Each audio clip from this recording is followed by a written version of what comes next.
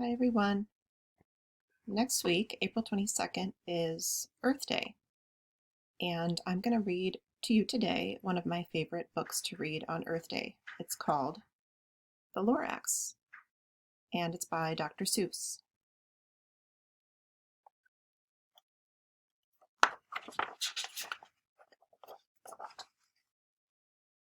At the far end of town, where the grickle grass grows, and the wind smells slow and sour when it blows, and no birds ever sing excepting old crows, is the street of the lifted Lorax.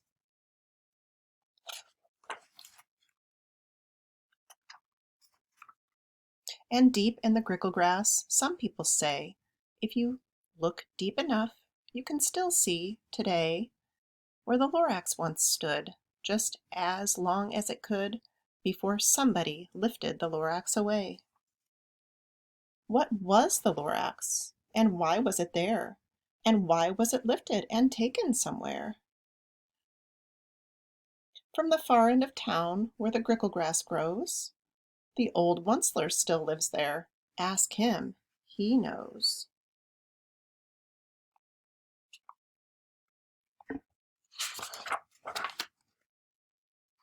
You won't see the Onceler. Don't knock at his door.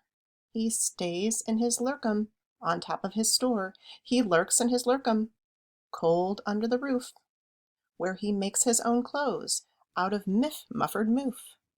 And on special dank midnights in August he peeks out of the shutters, and sometimes he speaks and tells of how the Lorax was lifted away. He'll tell you perhaps, if you're willing to pay.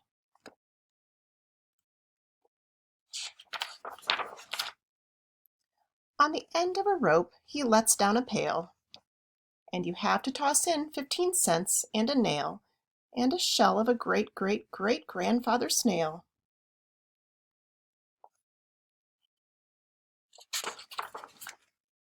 Then he pulls up the pail, makes a most careful count to see if you've paid him the proper amount. Then he hides what you paid him away in his snurve, and his secret strange hole in his gruvulous glove. Then he grunts, I will call you by whisper-ma-phone, for the secrets I tell are for your ears alone. Slurp! Down slurps the whisper-ma-phone to your ear, and the old Onceler's whispers are not very clear, since they have to come down through a snurgly hose, and he sounds as if he had smallish bees up his nose. Now I'll tell you, he says, with his teeth sounding gray, how the Lorax got lifted and taken away. It all started way back, such a long, long time back.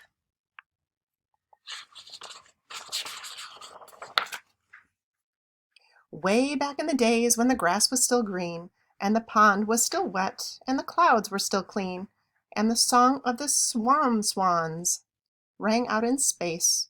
One morning I came to this glorious place, and I first saw the trees, the truffula trees, the bright-colored tufts of the truffula trees, mile after mile in the fresh morning breeze.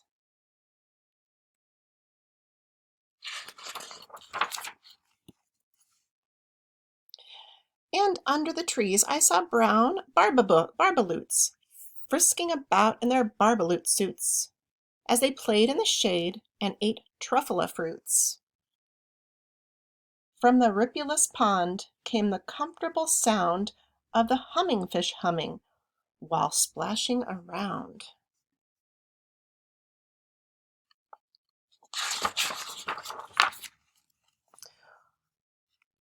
But those trees, those truffula trees! All my life I'd been searching for trees such as these. The touch of their tufts was much softer than silk, and they had the sweet smell of fresh butterfly milk. I felt a great leaping of joy in my heart. I knew just what I'd do. I unloaded my cart.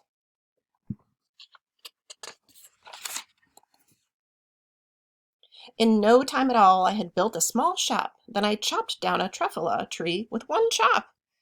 And with great skillful skill and with great speedy speed, I took the soft tuft and I knitted a theed.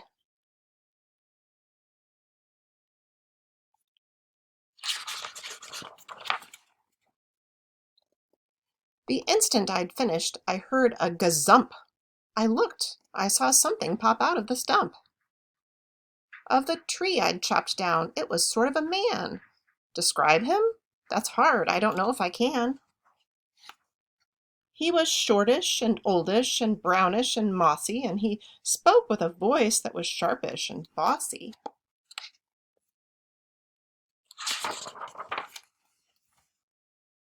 Mister, he said, with a sawdusty sneeze, I am the Lorax. I speak for the trees. I speak for the trees have no tongues, and I'm asking you, sir, at the top of my lungs. He was very upset as he shouted and puffed, What's that thing you're made out of my truffula tuft?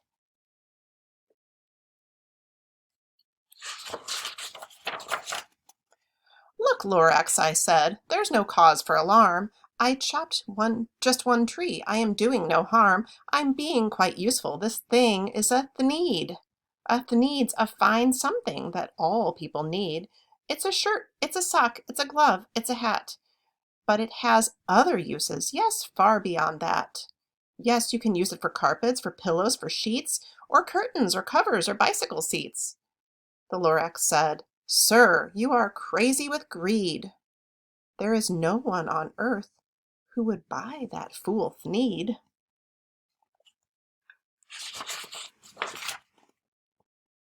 But the very next minute, I proved he was wrong, for just that minute, a chap came along, and he thought that the Thneed I had knitted was great. He happily bought it for $3.98.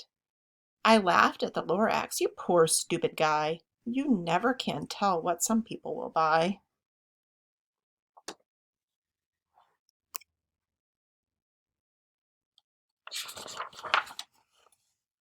I repeat, cried the Lorax, I speak for the trees. I'm busy, I told him. Shut up, if you please. I rushed across the room, and in no time at all, built a radio phone. I put in a quick call. I called my brothers and uncles and aunts, and I said, Listen here, here's a wonderful chance for the whole Onceler family to get mighty rich. Get over here fast. Take the road to North Nitch. Turn left at the Weehawken, sharp right at South Stitch.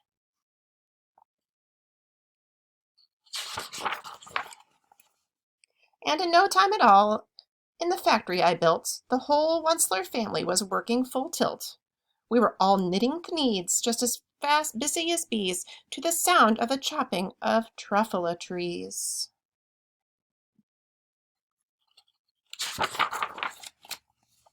Then, oh baby, oh, how my business did grow.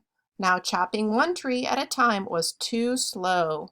So I quickly invented my Super Axe Hacker, which whacked off 4 truffula trees in one smacker.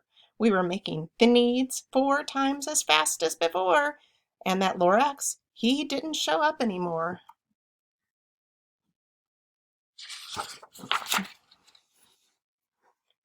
But the next week, he knocked on my new office door. He snapped, I'm the Lorax, who speaks for the trees, which you seem to be chopping as fast as you please, but I'm also in charge of the brown barbaloots, who played in the shade in their barbaloot suits, and happily lived eating truffula fruits. Now, thanks to your hacking my trees to the ground, there's not enough truffula fruit to go round, and my poor barbaloots are getting the crummies because they have gas and no food in their tummies.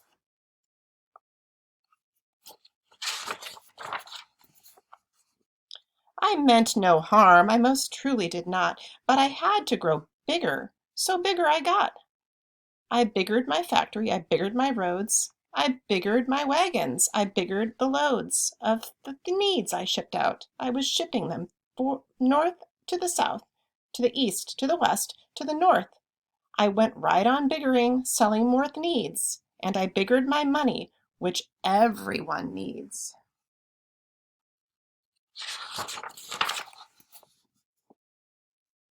Then again, He came back. I was fixing some pipes, when that old nuisance Lorax came back with more gripes. I am the Lorax, he coughed and he whiffed. He sneezed and he snuffled, he gargled and sniffed. Onceler, he cried with a crofulous croak.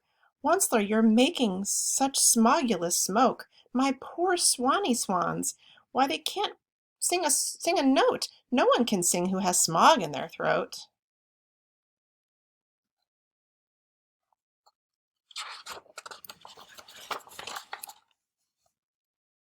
You're glumping the pond where the humming fish hums. No more can they hum, for their gills are all gummed. So I'm sending them off. Oh, their future is dreary. They'll walk on their fins and get woefully weary in search of some water that isn't so smeary.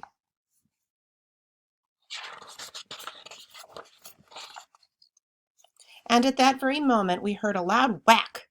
From the outside in the fields came a sickening smack of an axe on a tree. Then we heard the tree fall, the very last truffula tree of them all.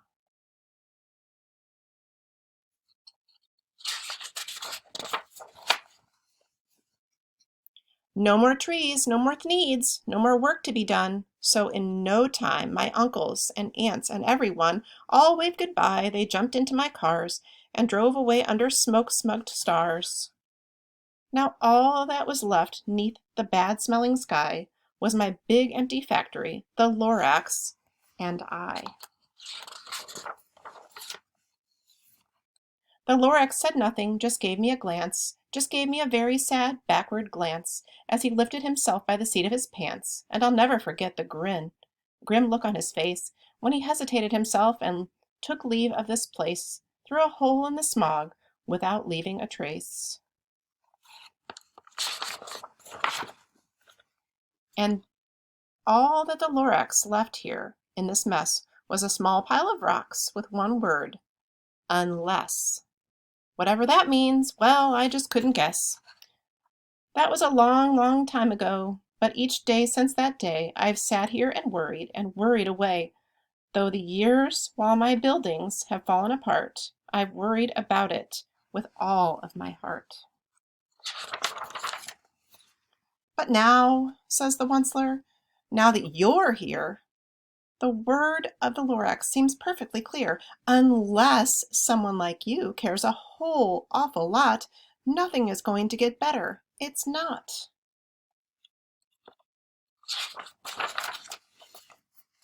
So, catch, calls the Onceler. He lets something fall. It's a truffula seed. It's the last one of all. You're in charge of the last of the truffula seeds, and truffula trees are what everyone needs. Plant a new truffula. Treat it with care. Give it clean water and feed it fresh air. Grow a forest. Protect it from axes that hack. Then the Lorax and all of his friends may come back. And that is the end of that story. Thank you guys for reading with me. Happy Earth Day!